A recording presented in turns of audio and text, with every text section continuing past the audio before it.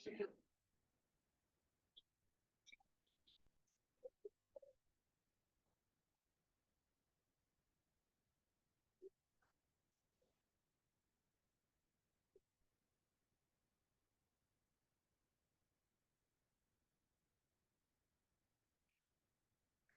at 6:30, we're going to get started. Thanks for coming tonight. We got a few people traveling, so we're going to see they were coming late. So like,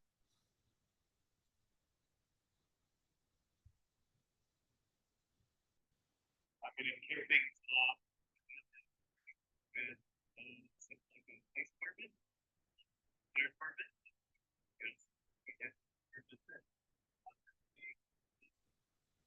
Sorry, Sean, I'm actually having trouble hearing you. Okay. Oh, I hear you. Is that better? Yes. Cool. I think I was just standing far away from the mic. Oh, okay, perfect. I wasn't sure if you had said that it was my turn. All good. We will hand it off to you right now. It's your turn. All right. Hello, everybody. Good evening.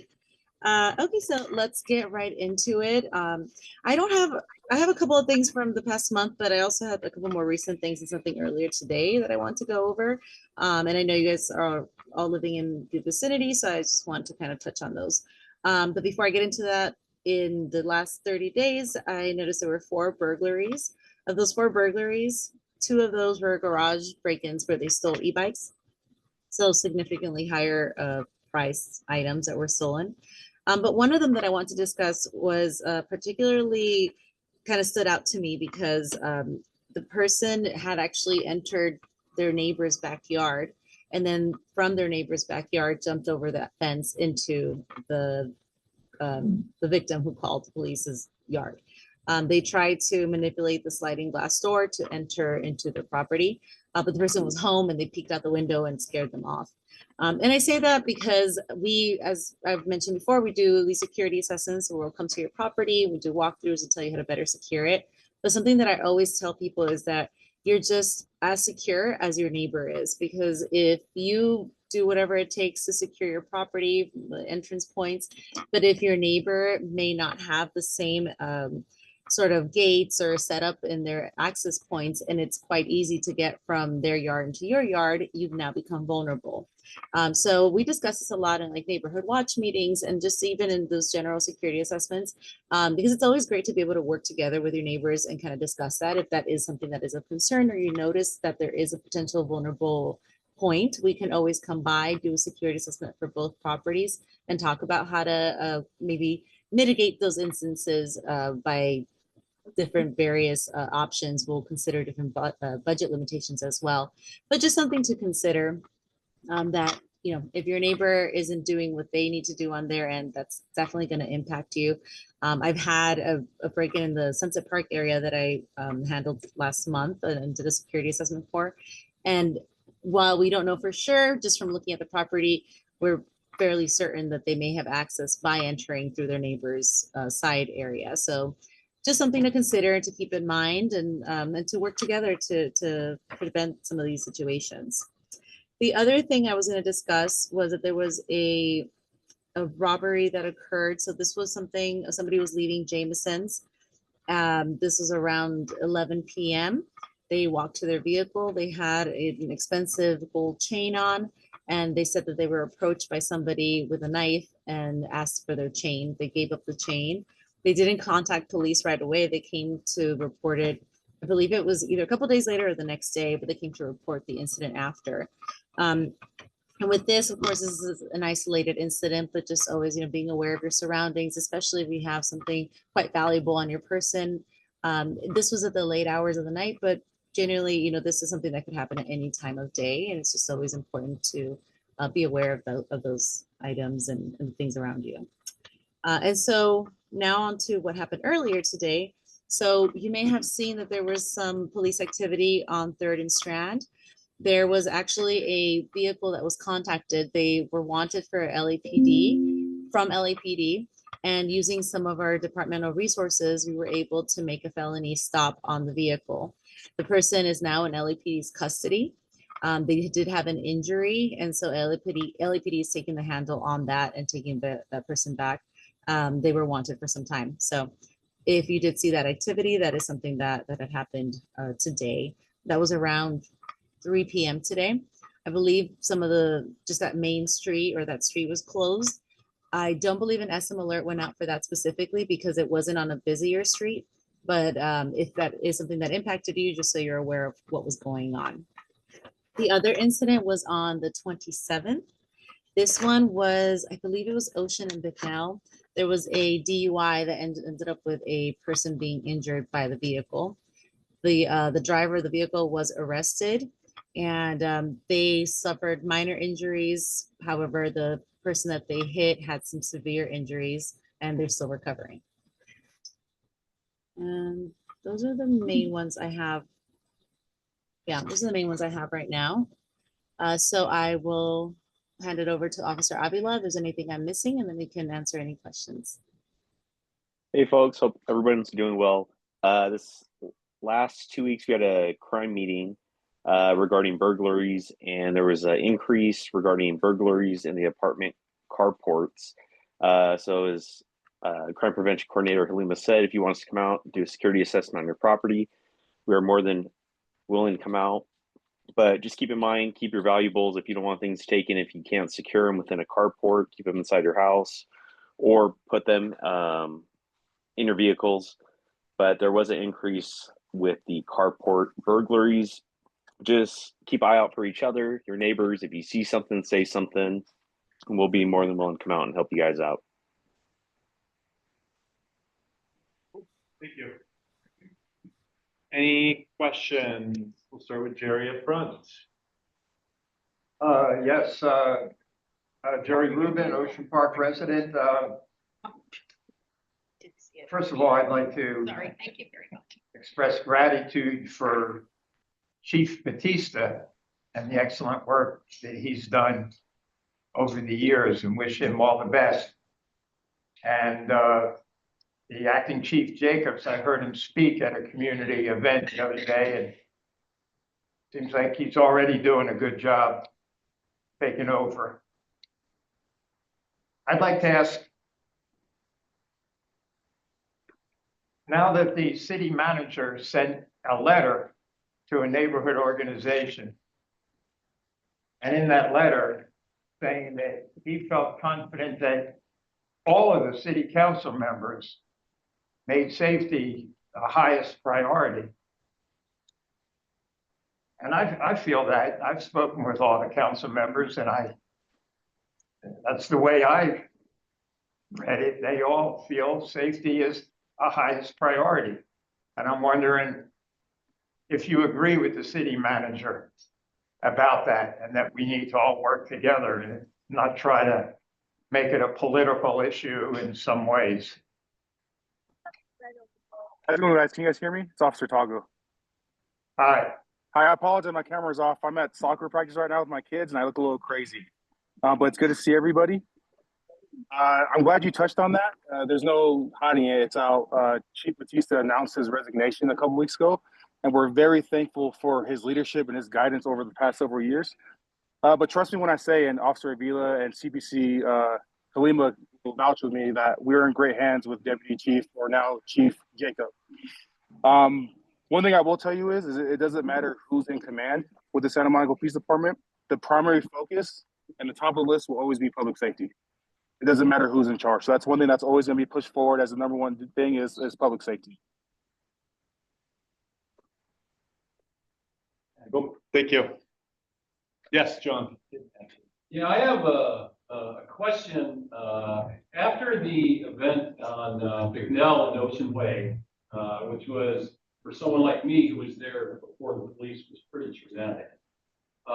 There's been a lot of interest in traffic enforcement on our streets because everyone's hypersensitized to, bad driver behavior, car violence, and that sort of stuff.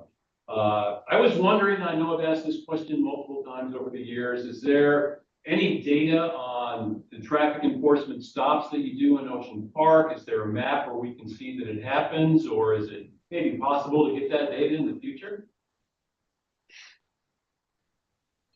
I don't know if there is something specific like that. That would be something in our traffic enforcement unit. I know they collect some data because they have grants that they apply for, and so the data is collected specifically for the grant purposes. But it just kind of varies on what that grant may be, so it's not something that's always consistent.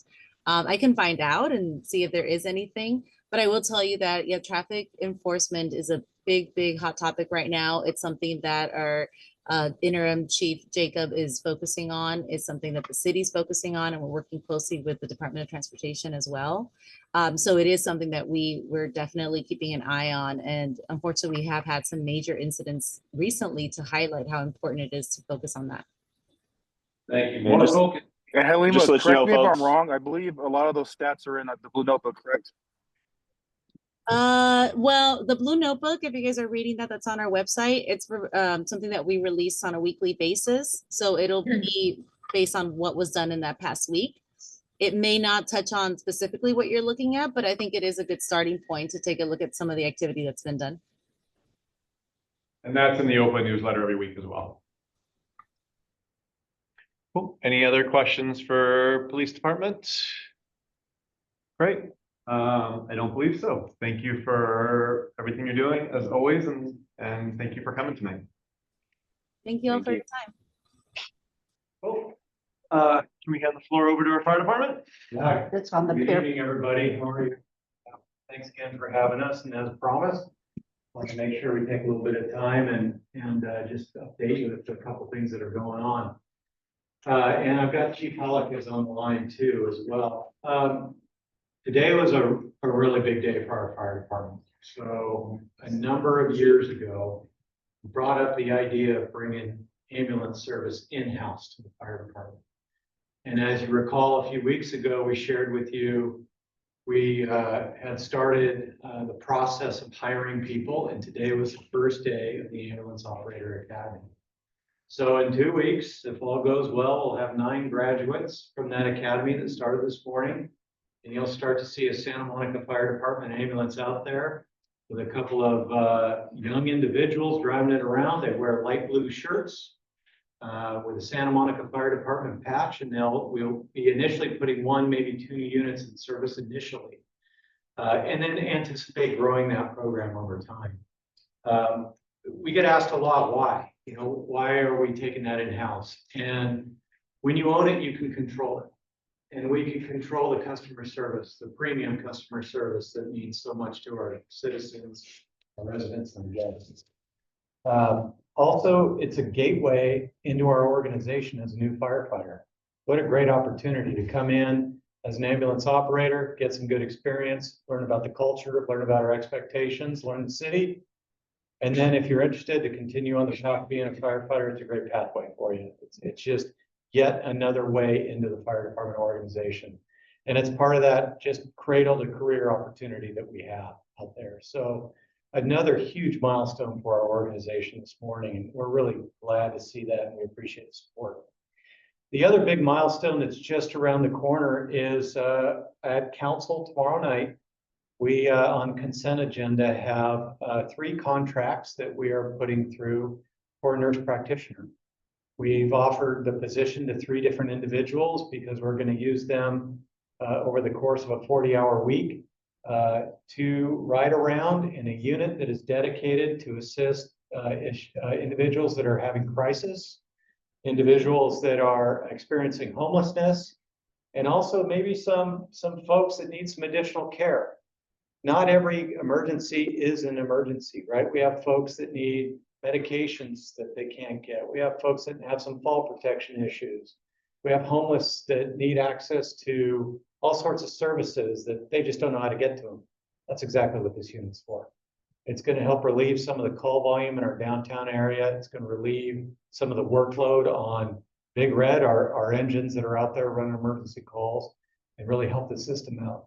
It's had a lot of success in other cities. We don't doubt it'll have tremendous success here too. So I know we shared that with you a few weeks ago. Now it's happening, and you're going to start to see that unit out here pretty soon too. It's a red Ford Explorer. You'll see it running around the downtown area, and be on the lookout for our red ambulances that'll be running around Santa Monica Fire Department on the side. When's McCormick's contract officially gonna end? End of January 2026 is McCormick's contract. So we are going to do everything we can to phase these units in as we can. And it's a huge turn up to make that happen. It's not only infrastructure. We own 4 ambulances, but something like that takes 10. So we're going to need to get some ambulances, and we're going to need to hire a lot of people. And we hire a lot of part-timers because it just works really well with them and really well for us. But we plan on standing up as quickly as we can make it happen. Any other questions? And the big boss is on the Yep. line too. See in Chief case there. he's got anything. Chief, anything I missed? No, that's those are the 2 big ones for us. And thanks for allowing us the time to come to the meeting and kind of talk about those things. We think they're going to be a huge impact in our service delivery, and we're really excited about it. And you know what that holds in the future for us. I think it's really going to change our service delivery. To the question about McCormick, I think at least for the immediate future, you'll always see some level of McCormick, only because we're going to need to have some type of a surge backup. So when we are fully staffed with our own ambulances, there are days often where we are so busy we run out of ambulances. So in order to protect the community, we'll always have some type of backup, which could be McCormick or another provider. It doesn't have to be McCormick, but just some type of backup so that the community remains protected. But other than that, very exciting time here in Santa Monica Fire. And I'll turn it back to Chief Clemo. Kathy's so excited. I just got an ambulance in the background. Showing off the goods. Yeah, showing off the goods. Any other questions, guys? Thanks again for having us. We appreciate it. Sure. Thank you for coming over. You got it. No other general questions for fire department, correct? Actually, I do, while you're standing here, want to talk about 9/11 and what you're doing Wednesday morning. That's great. I'm Wait, really Thursday glad. morning, sorry, Thursday morning. Yeah, certainly, thank you for the question. For those online, just asking about 9/11. Wow, here we are 24 years, if I'm correct, right? It's hard to imagine. Holy day for the fire service, absolutely. We open our fire stations. Station 1 is our primary focus. We'd love to have you come by. 1337 7th Street. About 6:20 in the morning, we have a bell ceremony and stand at attention and a moment of silence. It's very low key. We really enjoy that because it's very grassroots. We welcome anybody in the community to come out to their local fire station and celebrate. But Station 1 is where we'd love to see you if you could make it. We'll have several apparatus over there, and the station doors will be open, and we'd love to have you. We appreciate the support too. Station 2, Cap, are we doing anything there? Are they going over to Station 1 as well? Yeah, I'm pretty sure I received a notification that there is something at Station 2 as well. Yeah. 1, 2, and 3, Chief. Stations 1, 2, and 3 are going to be open. So we'd love to have you and come to your local fire station and spend some time with the on-duty crews. We'd love it. It'd be great to see you guys do kind of a tunnel to towers type run. I will tell you about that ambulance academy that's going on right now at our tower. They work out every morning, start pretty early. You're welcome anytime. 2500 Delaware. See you there. Thank you. Thanks for Thank you guys. Thanks for everything.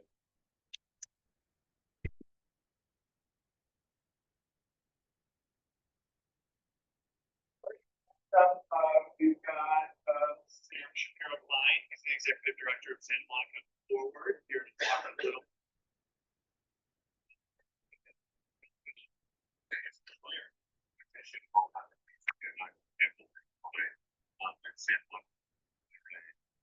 Volunteer organization. Many of the issues see your housing crisis, transportation safety, and making visible limits. So I want to introduce myself. It's a presentation plan. Me too. And I question some policies and the state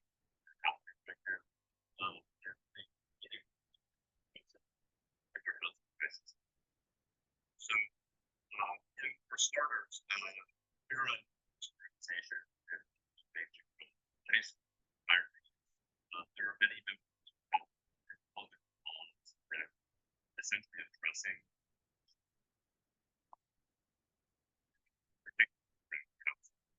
and safety. There are renters, so there are many different stories for how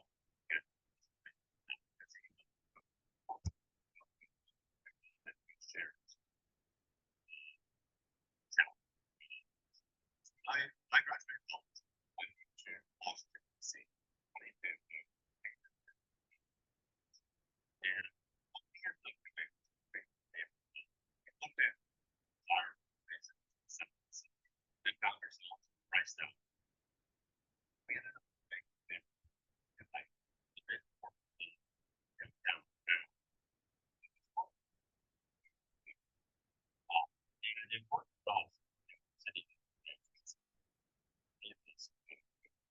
But very quickly,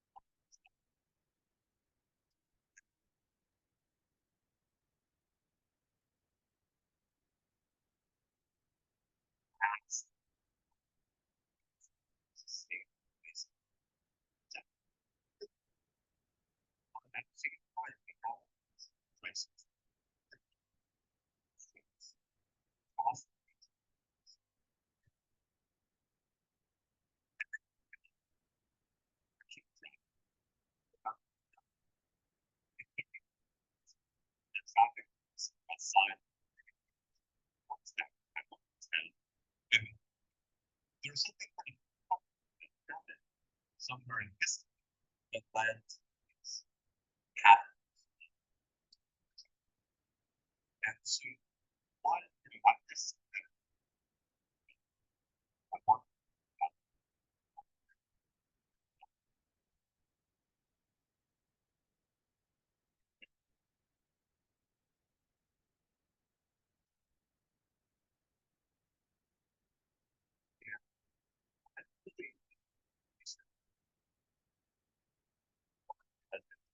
That it is truly an issue, a shortage. And this is something that has grown in the case in San Francisco and certain localities in the nation.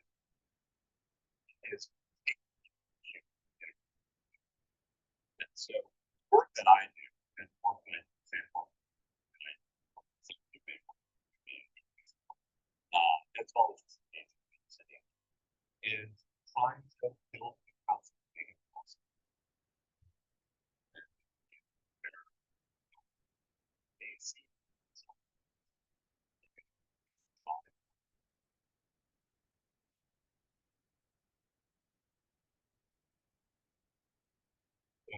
That brings me to a few of the things that are happening in the state.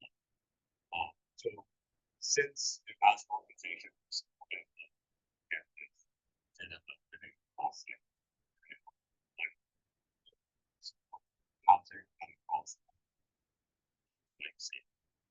and so one is I find it pretty cool that if you walk around the city, maybe that has such important they kind of all so the one policy is related to state policy.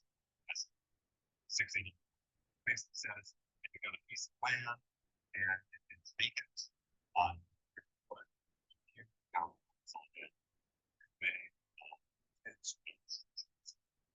city had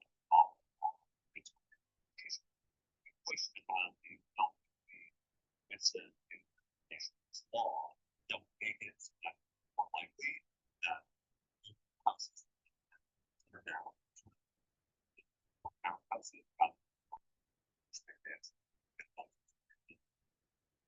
and so that has been one policy that did pass arson. And now it's in take advantage of this policy or start. Other one that is outside houses, which is a pretty long legislation. Affordable housing to be included and provided as part of market rate developments. But essentially the program is designed to provide some flexibility for market rate developments so that we get both, right? So we get the affordable units and we get the market rate units. And what was done in this policy, without getting too deep into it, it has actually facilitated a number of buildings that were financially not feasible to build or actually going to get built. And so it's likely that right now we're going to get something like 1,000 new apartments and 1,000 market rate apartments and another 100 below market rate low income apartments in the city because of this policy. So that's been a really important one that just passed in the last. And then, so those are two that are really important at the local level. And I'm happy to talk about other things that are happening at local level for any questions. There's also two policies at the state level that I would share. The first passed as part of the budget, as part of this whole budget compromise, which said, historically, if you want to build a small apartment building or even a home in an existing neighborhood, somebody could come along and sue you under the California Environmental Quality Act, which, depending on the project and the situation, like if somebody wants to go and build in a canyon and they're going to level a mountaintop, like, yes, I think there are really good environmental protections for things like that. But when somebody wants to build in between two different apartment buildings, they want to put a similar or slightly larger apartment building. It's very funny that our law allowed somebody to sue over that. And so as part of the budget compromise, the state passed a change that exempted infill housing, right? Housing in already developed areas from the California Environmental Quality Act, exempt them from being sued, essentially. The other big one is called SB 79, which is a law that allows for housing to be legal around major transit stations. So imagine Expo Line, the D line in the West Side, any of our metro rail lines, really. And so this law was legalized within a half mile around a train station. Apartment buildings of varying sizes based on the quality of the transportation that's there, essentially. And so today, this is something that has been very motivating for housing activists. When I think about our issues in Santa Monica, we can't really solve everything by ourselves, right? Because we're within this bigger region. And when I go and I ride the Expo Line going towards downtown, you'll find yourselves at stops like Rancho Park, and you'll look out and there is nothing but one-story 70, 80, and 90-year-old houses. And it is a great inequity of our time that the city and the state has spent so many hundreds of millions of dollars building this train line, this network, and it is not accessible for very many people. And so I'm really excited that SB 79, if it passes, and if you haven't, you should go call Rick Bird, you should go call Ben Allen. Hopefully, if it passes soon, it will mean that somebody can build a moderately sized apartment building, something like 6 stories adjacent to the train station. And so that people who cannot afford a $1.5 million or $2 million home could live in that neighborhood. And then helping us by having housing in Westwood as well and on the West Side, solve our broader regional crisis. So those are a couple of the topics I want to discuss. I'm happy to take questions about your organization, about state policy, about other things locally I'm interested in, including topics outside of housing. Jerry. Right, Jerry Rubin again. I'm on the Urban Forest Task Force, but I'm just speaking for myself now.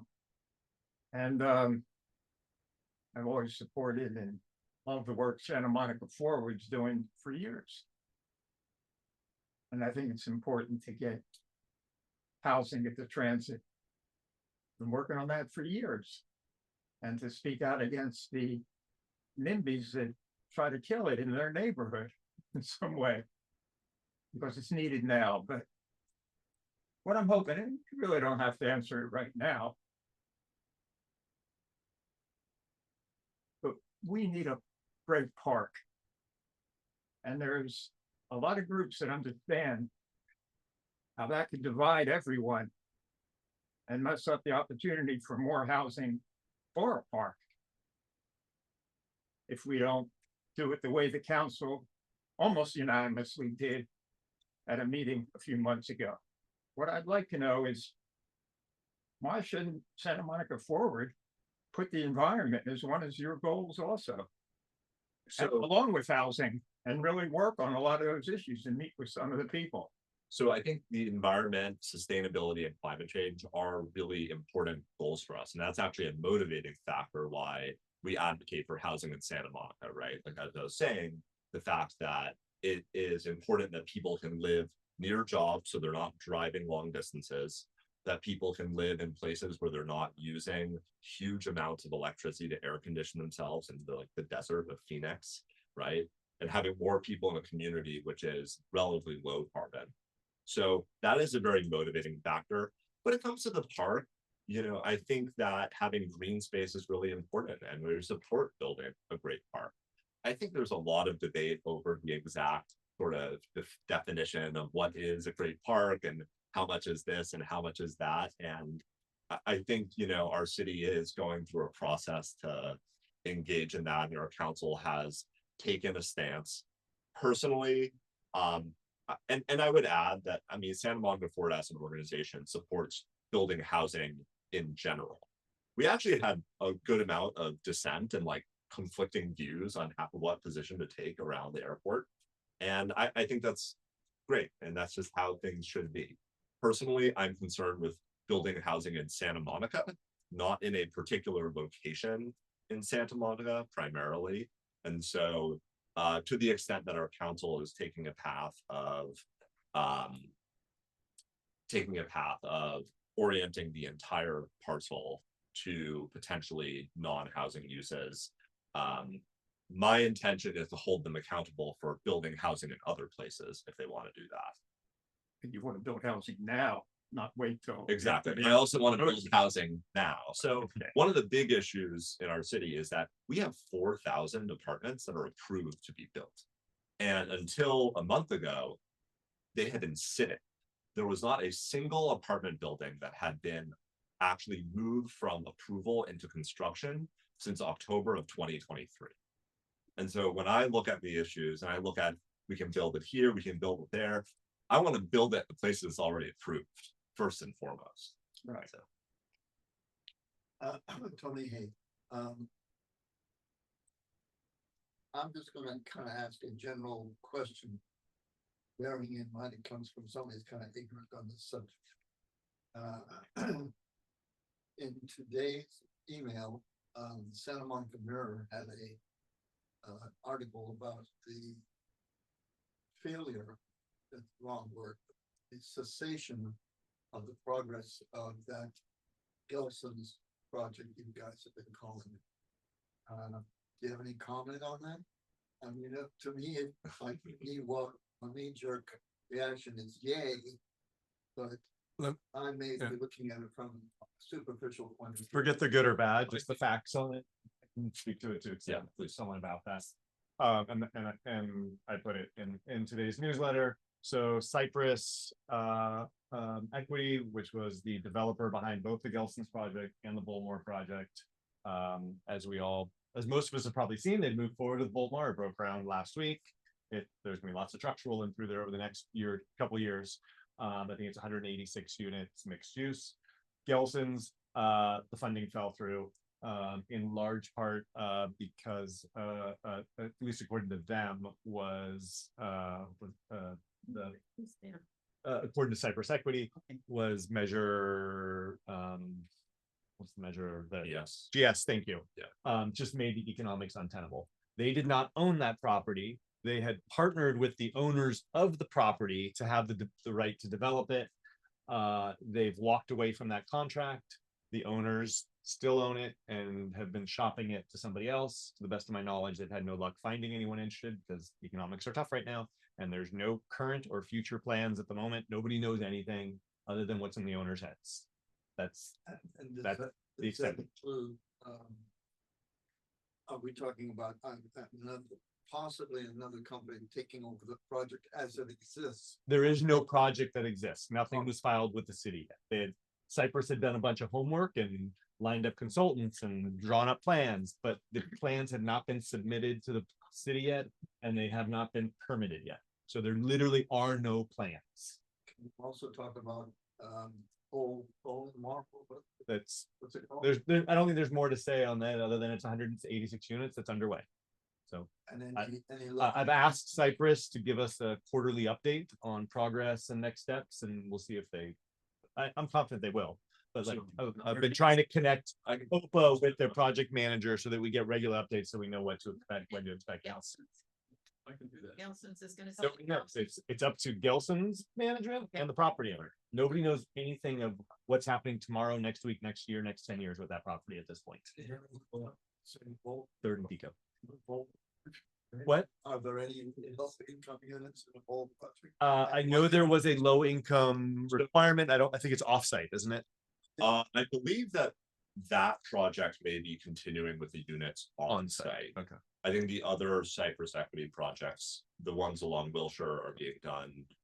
The affordable units will be built in a different location within Santa Monica, but the Bullmore project, generally speaking, in Santa Monica, to build anything, 10% of the units have to be below market rate, low income I units. didn't realize Cypress Equity.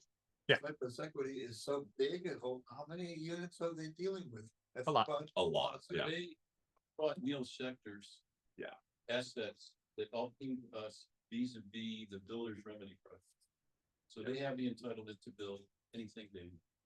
So just overall, like I think one of the realities of our local housing market is that because it has been very difficult to build housing historically, very few developers were interested in even trying.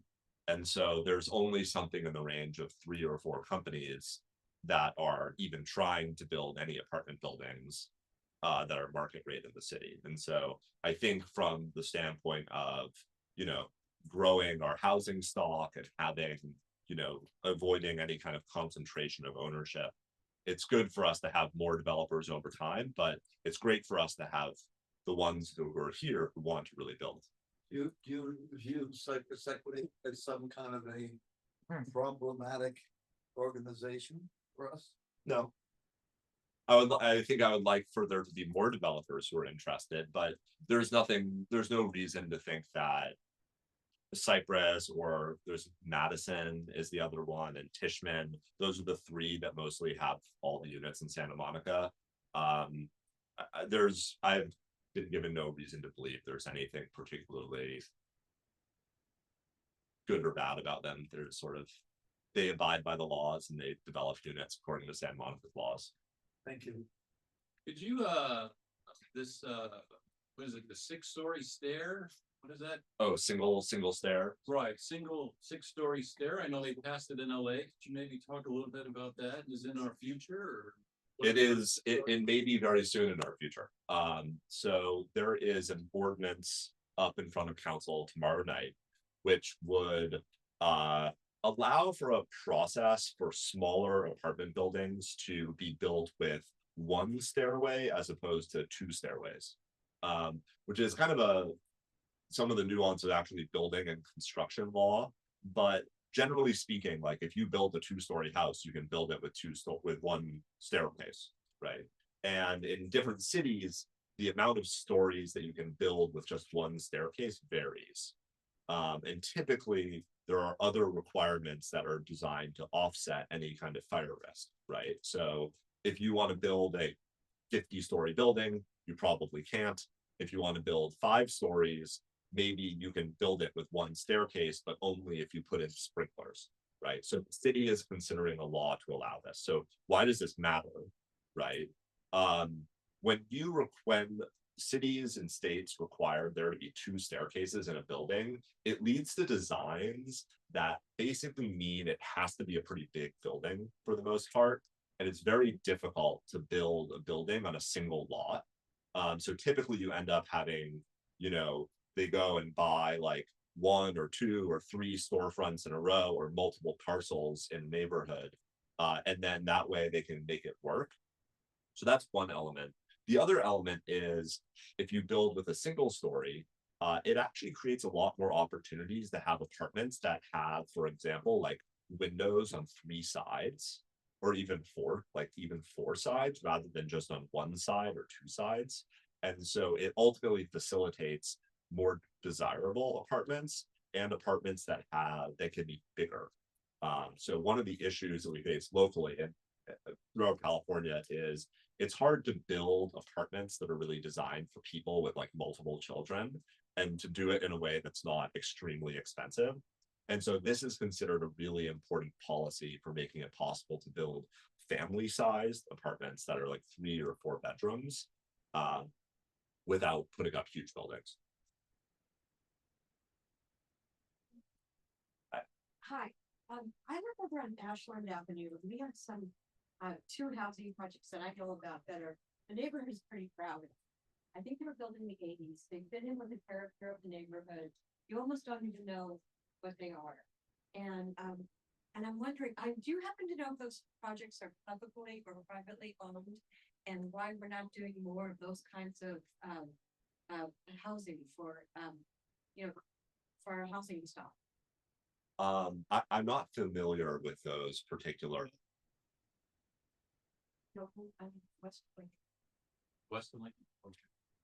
We're familiar with the ones east of them. I can't say I'm familiar with that project. Okay, there's 2, and there's actually several, but they're very sensitive to the neighborhood. Like they, like we're very proud that they're there, and they fit in with the character of our neighborhood, and I just don't know anything about. I was in college with the neighborhood they came out, so I don't really know who owns them and why there aren't more projects along those lines. And it's probably money, but I was just wondering. Yeah.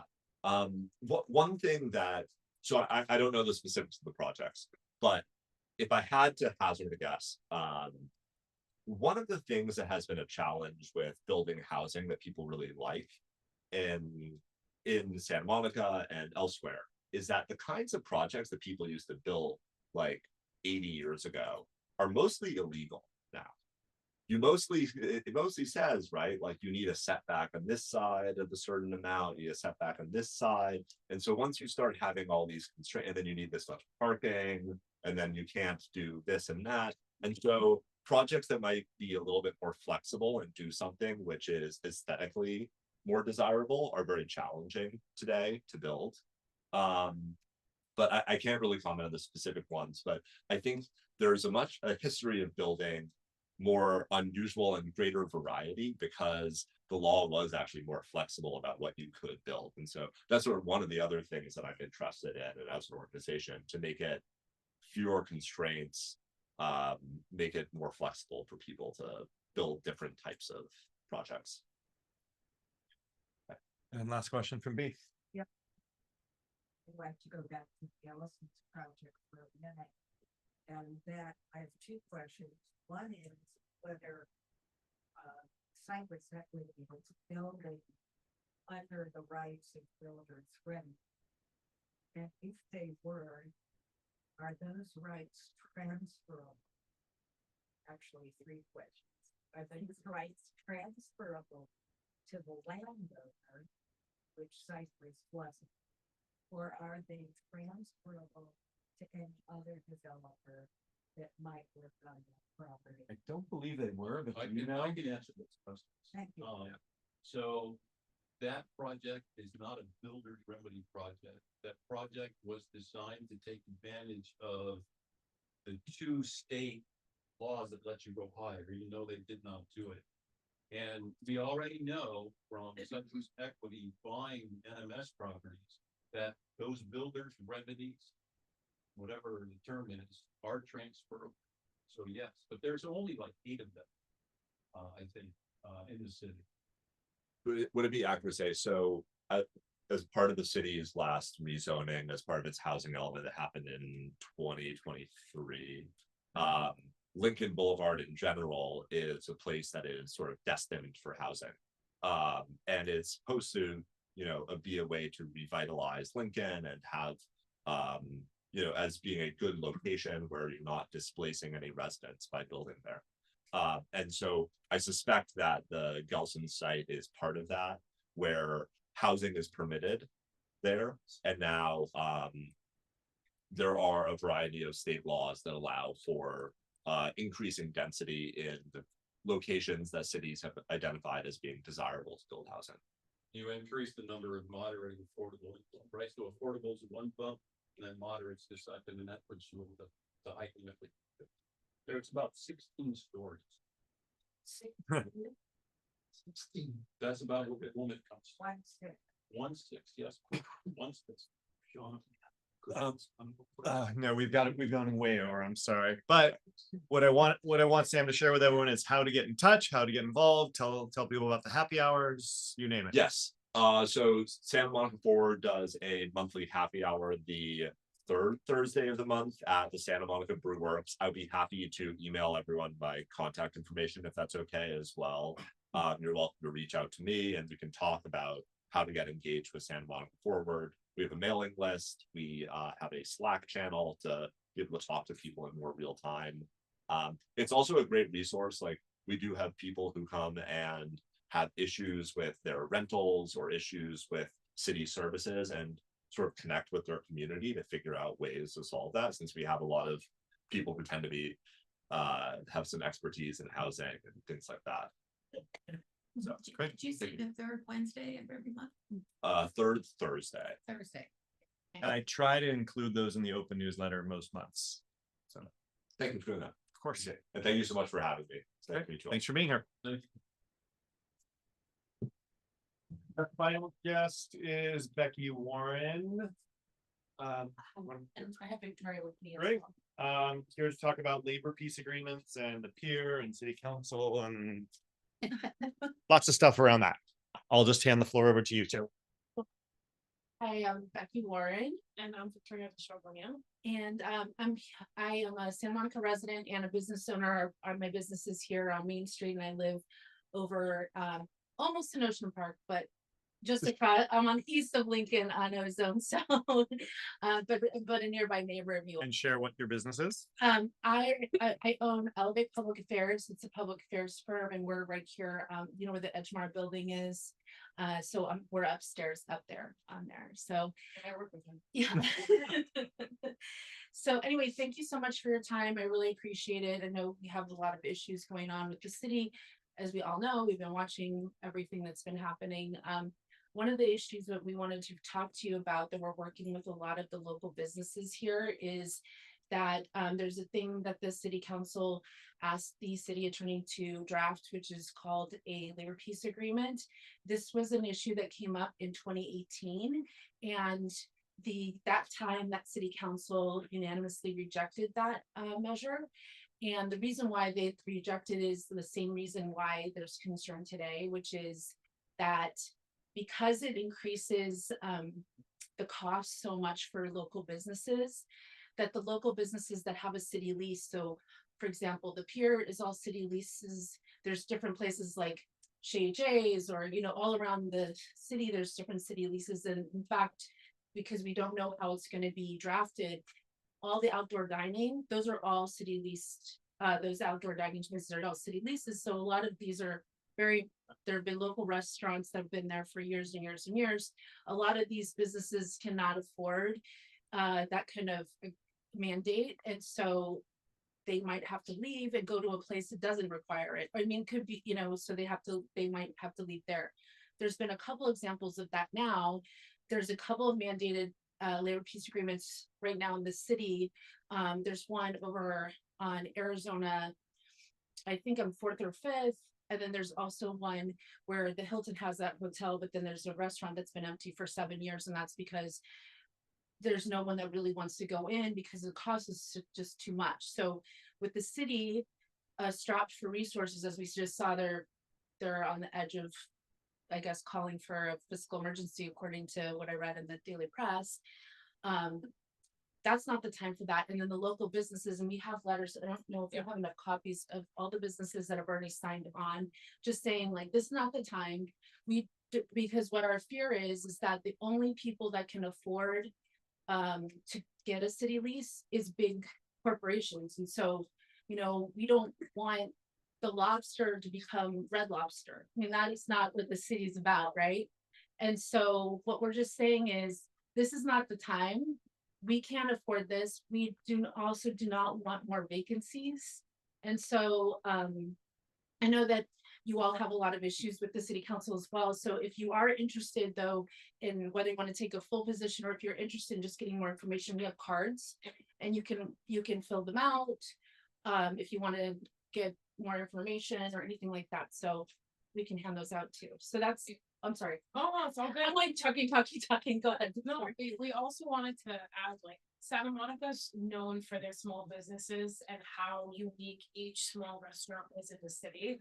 And if the city council truly is going to put their money where their mouth is when they talk about how those small businesses are part of the tapestry of what makes Santa Monica so great and why we have such great tourism here and how we depend on it, then why would you put those small businesses in jeopardy? Why would you jeopardize their income? Why would you want them to go away? Why don't you work on keeping them here? And we've seen numbers that have been reported by the news of how tourism has dropped so low. You would think that 2020 would be bad. This July 2025, we saw lower numbers than July of 2020. We're 5 years past the pandemic, and you would think we would go, you know, away from the issues that we were facing then economically.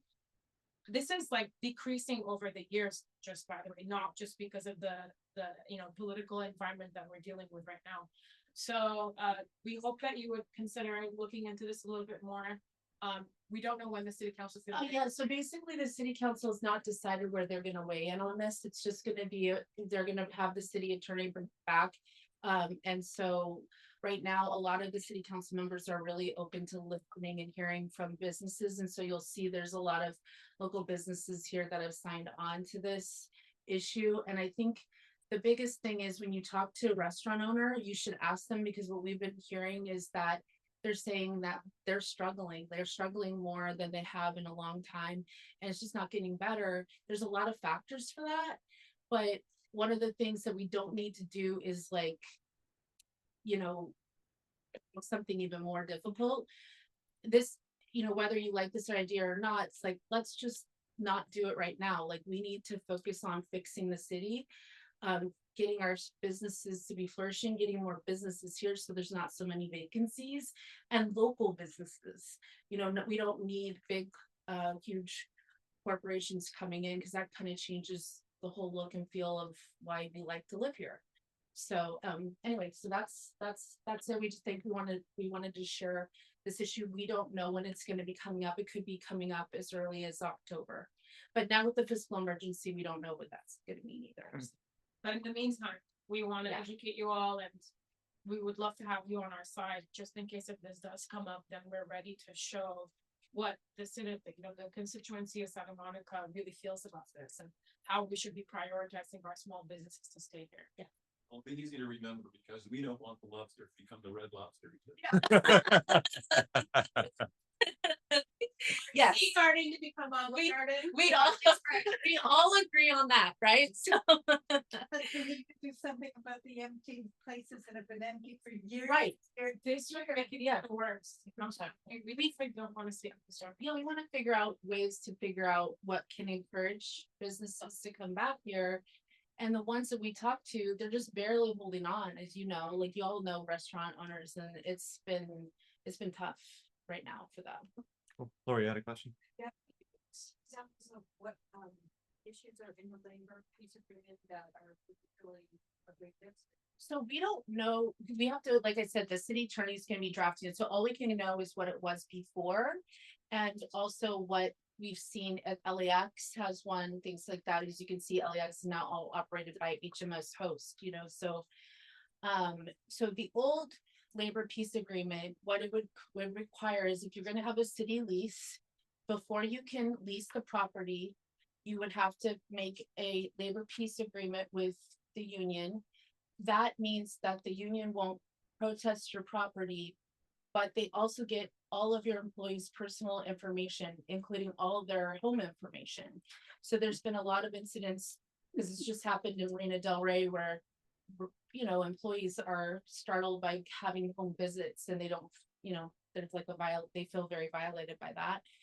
But that is part of what a card check is. So that could be a provision in it, which is really concerning. And then the big issue is that then traditionally it's raised costs by about 30% if you look at other ones, which is why it really can only, the big companies are the ones that can maybe afford it more. So those are from ones we've seen. And then what we saw in 2018 that was unanimously rejected by the city council at that time. The other thing I should mention is that the Oregon LPA law was just overthrown out of court and now it's on appeal. So if the city's trying to look at like saving money, they should kind of wait till that plays out, because you don't want litigation, because that's like another cost. So so that's what we know. And then if the measure comes back, we're happy to come back and tell you what's in there too. So just to clarify, the city attorney is going to Draft it and negotiate it with labor and then. Oh, no, they can't, they just draft what the employer would have, the business owner would have to do with the. Based on staff recommendation.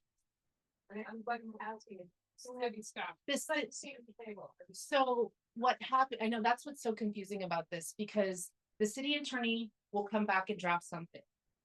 The city council can choose to support or reject it, but let's just play it out. If they did support it, let's just say that. Then every time there's a city lease, whatever components are in the labor peace agreement, then they would have to meet those standards, but they would still be in negotiation with the union, because there could be even additional items, but there'll be a list of mandated items. We don't know what those are for me. Yes. Well, I'm a big supporter of small businesses, but I'm also a supporter of the unions and how they push for a living wage over the years. And there was a lot of opposition then, I remember at some time, but I think it worked out okay. And I'm still wondering, and I hope OPA can, at their next meeting, could have them come and explain themselves. But do you think there's a possibility for some win-win solutions that something could come together and be mitigated that would be acceptable to both sides? Well, right now, what the old council decided, which we thought was a win-win, is that it includes in the city leases, it's a guideline. It's not a mandate, which helps. So, and there's also some business owners that signed the letter that are union members in other unions. So we're not trying to be, like anti-union, right. But it's just about like, they're already dealing with so much. It's just a lot, and like anything more just becomes a lot. And as you all know, with all of the federal political stuff too, it's just like so much right now to take on. So, but yeah. I understand. Robbie. How many city properties that are part of the lease? How many businesses do you say that? So the way it was proposed, it just said city leases. So when we asked that question too, we got a list, and it's like, I think a couple hundred. And the pier makes sense. There's like 3rd Street, there's some on 3rd Street, but then if you have an outdoor dining right now, that's a city lease. That's a separate lease with the city. If you have an outdoor patio, we don't know. Now the city could come back and exempt certain things, but right now the direction was city leased properties, so that's all we can go by. It's like a free for all right now, so. Yeah, but we don't know what the city attorney would come back with. So on the sidewalk restaurants. All right. Yeah. Thank you for coming in today. Thank you so much for your time. Yeah. I really appreciate it.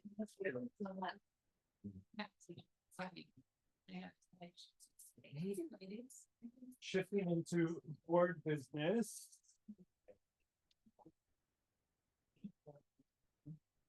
Thanks very much. Gonna start, we'll give people who have to leave a couple seconds to sneak out.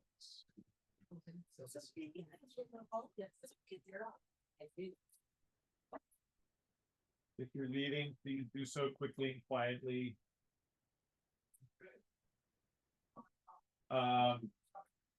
Kicking off with with executive notes. I want to welcome a new OPA business member. That's Alfalfa. That's the salad shop on Main Street. Many of us know them because we held our first post-pandemic meetings there before the library was accessible. They've been really good to us. And they joined at a gold level. So if you're going to Alfalfa in the next whatever, please thank them for joining. If you're not planning to go there, go there. They're great. It's healthy. I actually really like it. So thank you, Alfalfa. Let's talk about Beehive. So board members received an email from me yesterday. There's not a lot of board members here in person today, so maybe hard conversation. But Beehive is a potential alternative platform for us for our newsletter and our member management that Robbie vetted and we're testing out. What do you want to add to that, Robbie? And I want people to give any feedback on sort of what I shared last night. The biggest expense that we have is wild apricot. It's like $5,000 per year. This service would be about $40 a month. So, you know, about 1/10 this cost. And then it really comes down to whether like the functionality is there from a software perspective that meets wild apricot. And based on the poking around we've done, it seems like it's there. And how is drafting the newsletter? Yeah, from a newsletter and communications perspective, I think it's going to do the job as good, if not better. We have to figure out sort of the back end member management, finance management. I see Patty's head almost literally exploding just thinking about it.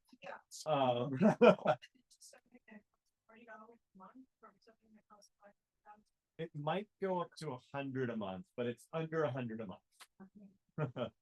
Depending on what our needs are when I was poking around, but yes, it's a pretty meaningful difference. I know it's meaningful.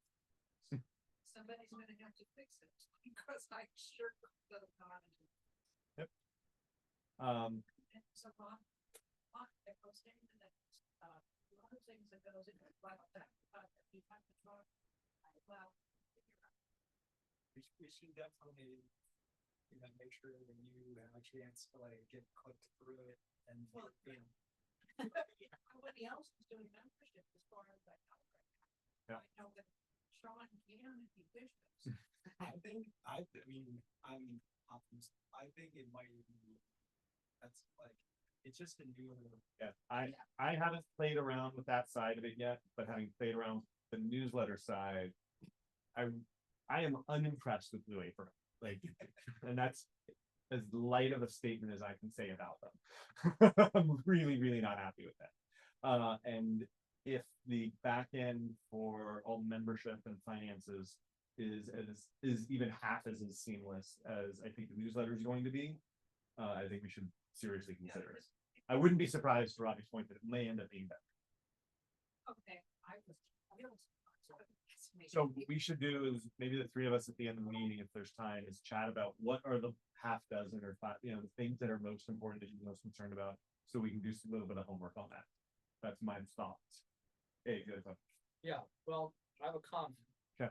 And the question that you posed to us was, how does the newsletter look? Yep.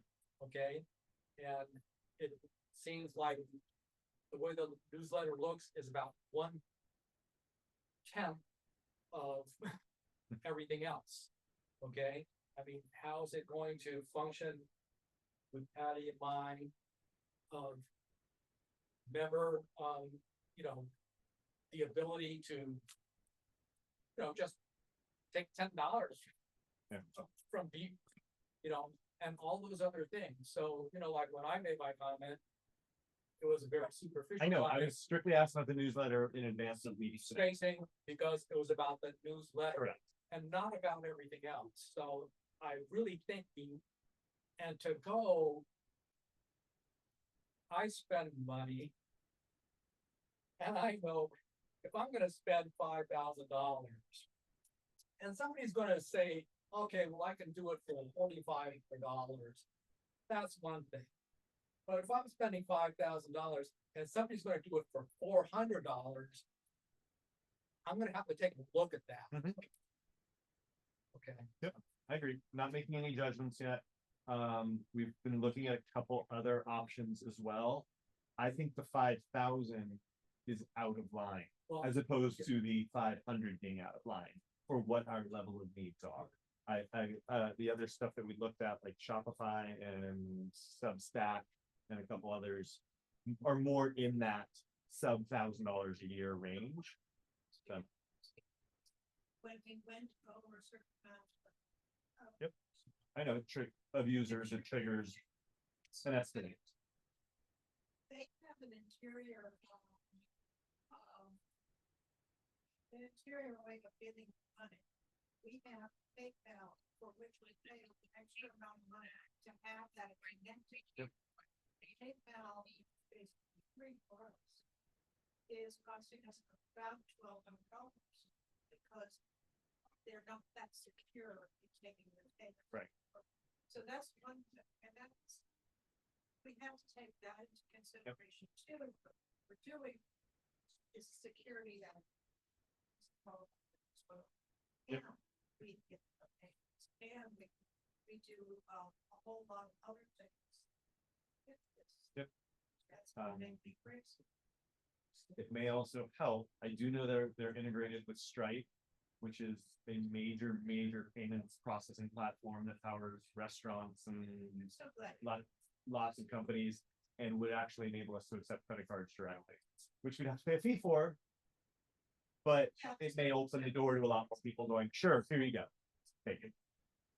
So, anyway, I think after the meeting, assuming there's time, let's chat about a few of your must-haves or concerns, and we could do a little more diligence. But I'm optimistic on this. Do you know what our deadline is roughly on? October 3rd. Okay. But I Noted. can be. Okay. Any other questions or comments on Beehive yet? I know it's more of a sausage factory thing. People aren't really concerned about it. I know it seems early to talk about elections, but it's not as early as you think, especially because Patty and I are going to be out of town for next month's OPA meeting, and then it's November, and that's basically elections are on us. So we're going to talk about it a little bit earlier than usual this year. Is it? Okay. Yeah. Then we're right on schedule. We are going to have our board elections. And there are a few things we have to do before we start really gearing up for it. One thing is we have to decide how large our warrant is going to be. Right now, without the will, we don't have 15, we have 14. We can stay with the 15, or we can bring it down a little, depending on the 15 is max. According to the bylaws, and I can give all of the board members highlight of bylaws that you can study and know exactly what you're supposed to do here. This year we have 5 incumbents who would need to come in for re-election. Robbie, Jeff, A, Lucy, and Dave. Those are the 5 that we have to go up again for election. And I'm gonna just state this, we have, 3 new people, of which one has not come to a sufficient number of meetings. To my knowledge, I couldn't identify this board member who was standing in here. And if you was standing in here, I'm sorry, he definitely should not continue this. If you, I will give you the bylaws, if you miss 3 meetings a year without cause, you can't continue. And I hope you take that seriously, because each and every one of us is working to do something positive for this group. And we need people who are ready to take on different challenges. I mean, the one thing I know about Tony is Tony came to meetings long before he became a board member. He also participated with us long before he was a board member. Not long, but before. You know, so here was the person who really wanted to do it and seems to be continuing doing it. When you read the bylaws, it does say what a person who is going to run for office should have decided. We're going to do this elections, nomination. Okay, here it says here in this. If a voting member in good standings who's participated on a minimum of 1 OPA committee, who's attended a minimum of 4 regular meetings during the year. And this is what you have to do to ask to be. You have to know what you're doing because you've been here watching. So I'm just going back to this, but if you know people who have been working with us, who would like to join the board, that would be wonderful. But getting a person who's not gone to more than 1 or 2 meetings that's really nothing about it, that doesn't really work that way. And then, and how we'll see how we are running this board. I am so happy that we have Sean as chairperson. He's been one of the best ones in my long time here. And I'm delighted with what he has been doing, and I'm hoping that we can keep on. I know I'm not a great speaker. I used to be, but anyway. Maybe Sean will run again. Maybe not. No.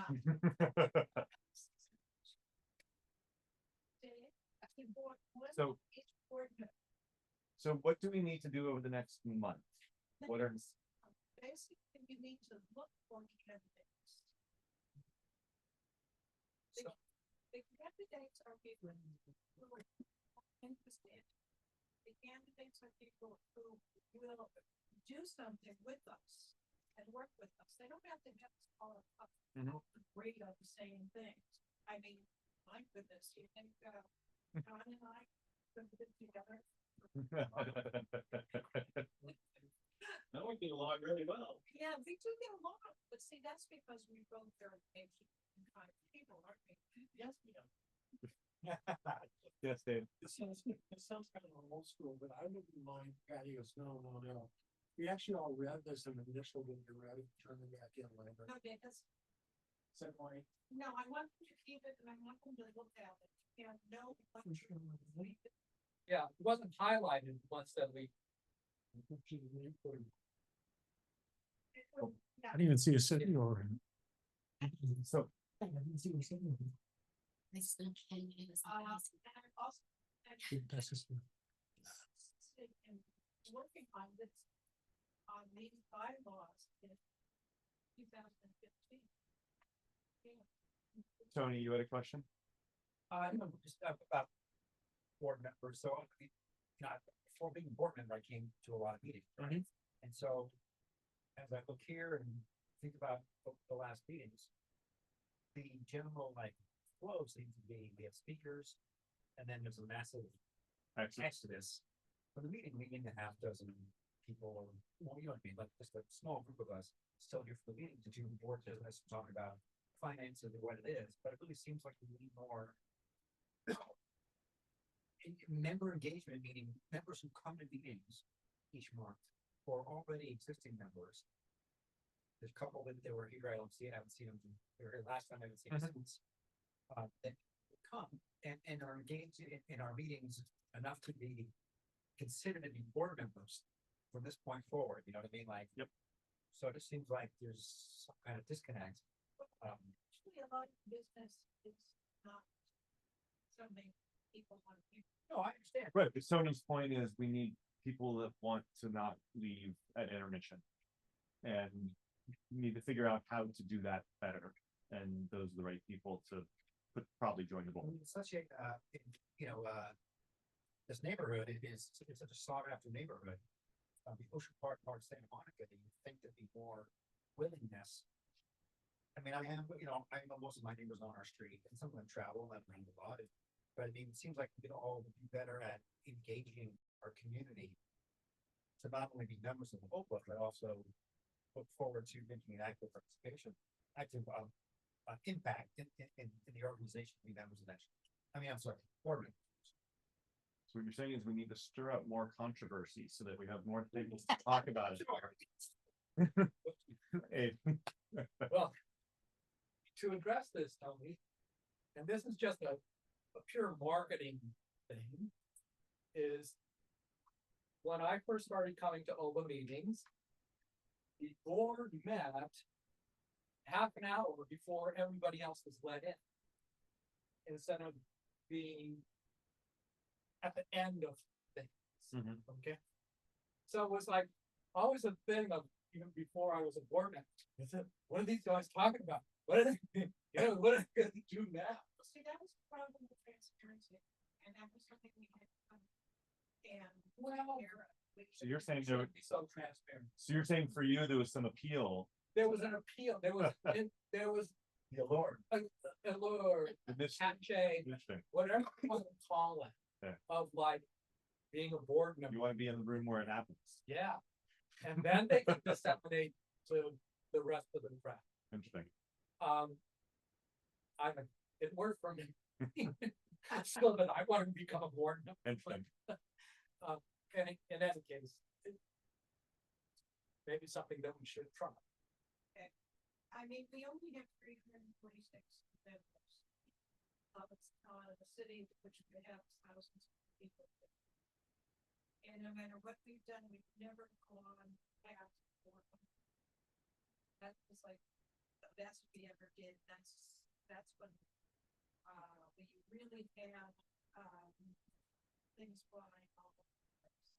And we don't want to. But we do have bigger meetings. Our meetings are attended, and people know of us.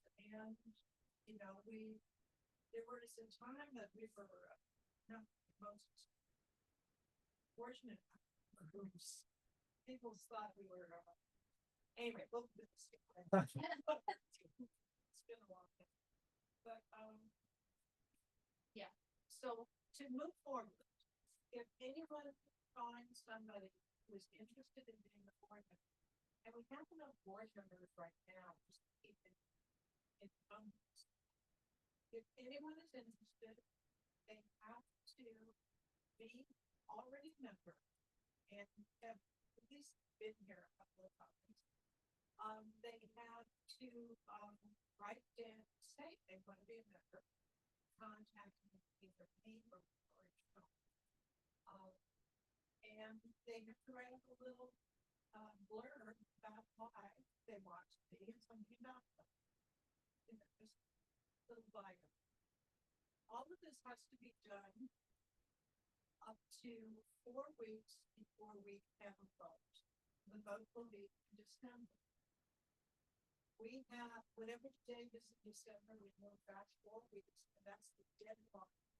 That person, my person, you know, asked to be up there. Yeah. Will the elections be again at our holiday party? Presumably, haven't gotten there yet. Waiting for Main Street to figure out their holiday plans. Once that happens, we'll follow up with ours, but presumably we'll dovetail it with the Main Street event and do elections at that. Yeah, that's how we usually. Yeah, That's so- basically how we started, and we all. And online. Online.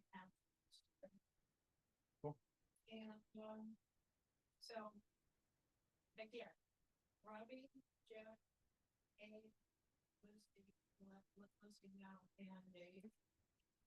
And I need to discuss with you the one person. Is it? Okay. Has he ever come? Yeah, Jeff's here at least every other meeting. And he emailed me saying, sorry, I'm out of town, can't be here. So, Okay. But it's been more than 3 times. we're gonna agree to disagree on this. Let's. Funny. I understand. Blame Jeff. All right, anything else on elections? If you know of anyone that you think would be a good candidate, please reach out to them or reach out to me to reach out to them. Always looking for new voices and blood.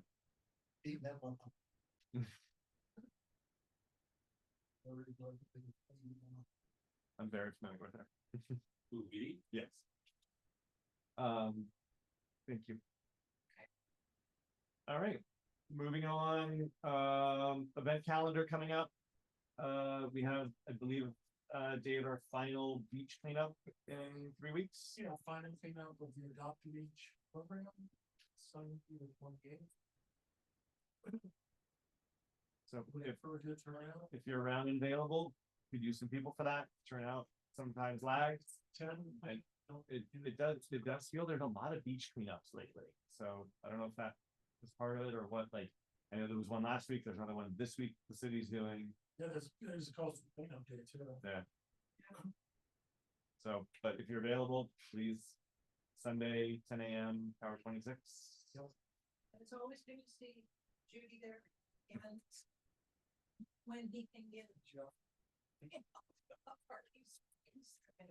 not much garbage back on the beach, you have to be careful. That's a point. And then October 18th is Day of the Dog. And I know it seems a while from now, but it's actually not. So we need to start planning for having the booth there, staffing the booth, making sure we've got giveaways, yada yada. So please mark your calendar for October 18th. It's going to be a fun day. We still don't know. I know we talked about this the last meeting that we may have a beer garden on one block of Main Street that OPA will be getting the revenues from. That we talked about that last meeting. John and I have met with city staff and Peter Trin, who would be running it. We still don't have resolution on whether we're gonna be able to pull that off or not. I don't know if you have any more updates there. I'm just stuck on the. Yeah, it's gonna be more expensive than we thought it was going to be to add one more block to the street closures. We have to get a new traffic survey, which is gonna cost $2,000 to $3,000, and the city has to run some other thing that's gonna be another $2,000. So maybe another like $4,000 to $5,000 just to add one more block to the street closure. So it may make it very difficult. So we're hoping to get closure on that in the next week or so. So I got flips. Cool. Are they in the storage or are they at your house? Are they in storage or at your house? Awesome. Cool. So we have giveaways. I know I had a to-do list. I was supposed to order more something and I haven't yet. It's on my to-do list. I'll do it. Yes. So please mark your calendars for that day. At some point in the next couple of weeks, probably, or maybe toward the end of the month, you'll get an email from me and or Robbie about staffing the booth. Hope to see you all out there. It's an amazing day. Especially if you're a dog. Especially if you're a dog. I will be there with my dog.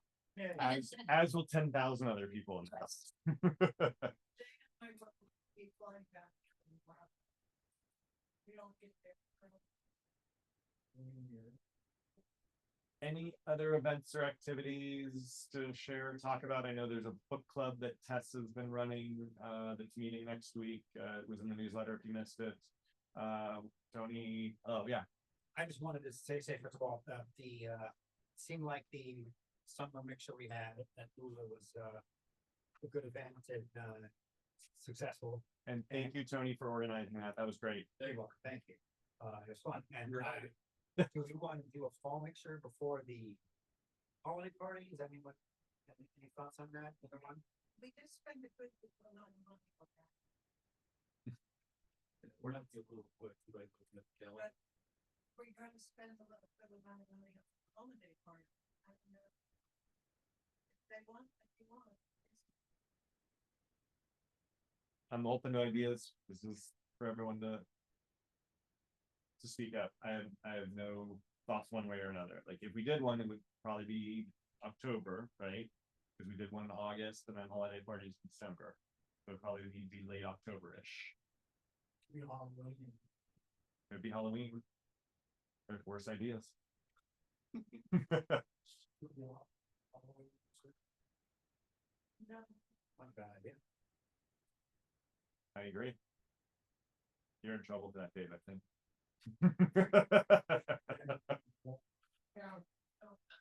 Anybody else have any thoughts on like a Halloween-ish mixer? Jeff, Robbie, anyone? I can go, to some of the places I'm thinking, some of the initial conversations, see what is possible and we can do for us and get it less expensive. I'm looking at the calendar. So Halloween is a Friday. We obviously wouldn't do that. 28th is a Tuesday, 29th is the Wednesday, 30th Thursday, right? I assume Thursdays are going to be busy with Halloween parties for people. So it'd probably need to be earlier that week would be my assumption, right? All right. Everyone's very lively tonight. That sound good, Tony? Yeah. Thank you. Appreciate it. And Tess might be able to help with that too. Right. Like 28, Tuesday the 28th, Wednesday the 29th, something like that. Yeah. We can celebrate my birthday. Well, there you go. Halloween slash Patty's Tuesday birthday. because of the council meetings. Party at Patty's house. We'll take a look at the council meeting. Cool. Anything else on events? Anything, Robbie, you have a housing committee meeting coming up shortly? 24th. Here, right? Right here. Hmm. Yeah. Thanks, Patty, for your. No problem. Cool. We do have quite a bit of, I think there might be like 10 people at RSVP that said they want to come. Cool. So hopefully I can be good, but yeah, we're always welcome. Thank you. Anything from emergency management? Well, September is National Preparedness Month, and I'll send you something to put in the newsletter, and I'll also share the committee, to go down to their mailing list. I have one question, one comment, and one question if you don't mind. Of course. The comment is about the board meeting and transparency. And I commented earlier about it being before for transparency. Maybe we just make it open to anybody who wants to come. If they don't want to come, they don't have to come. But have it before so that they don't all leave. Right. At, at the prescribed time. And the other question is just general question. There were these $500 grants that the city was giving out. Micro grants. The micro grants. Is there any information on that? I've put it in a couple of the newsletters, the application. Yeah. Okay. Ping me and I can resend it to you. All right. There's rolling applications for that through the end of October, I think. Okay. Right. Thank you. Yeah. Cool. Anything on Lincoln to talk about, Dave? There's no work being done there. Lincoln's really quiet, I know. I think Lincoln's Cedar is going to be a 7-story home. Oh, yeah. I have enough details. I could especially there. I saw the additional fence. I'll take a picture. Yeah, that's sometimes it's been there. But it is good. What's gonna happen first, that or House of Pies gets built? That wasn't fun. That's not sort of joking. Cool. I don't think there's anything else on committees or task forces. Speak up if I'm missing it. That's basically the agenda. Any sort of open floor if anyone has anything else. What I missed? Nothing. Cool. Do I have a motion to accept the minutes from August? So moved. I did add. Robbie, Yes. Robbie motion, Judy second, board members only, all in favor. Cool. Last chance on open items. Nothing, going once, going twice. Do I have a motion to adjourn? Jeff, seconded by Dave, all in favor. Thank you, everyone. Wait, half hour, one half hour more. If anyone wants to stick around to talk about our back end system, I think Robbie, Patty and I are gonna chat about our butts right now. Our digital butts. Thanks, everyone. To say thank you. The newsletter, it's, I've enjoyed a lot of the activities that were. Good. Yeah. Thank you.